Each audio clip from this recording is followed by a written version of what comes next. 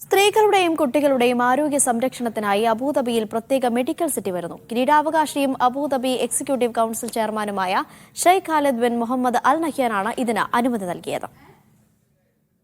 ശിശുരോഗ വിഭാഗം, നവജാത ശിശുക്കളുടെ ആരോഗ്യ പരിചരണം, പുനരധിവാസ കേന്ദ്രം, സ്ത്രീകളുടെയും കുട്ടികളുടെയും മാനസികാരോഗ്യ കേന്ദ്രം തുടങ്ങിയവ ഉൾപ്പെടുന്നതാണ് ഷെയ്ഖ് ഖലീഫ മെഡിക്കൽ സിറ്റി.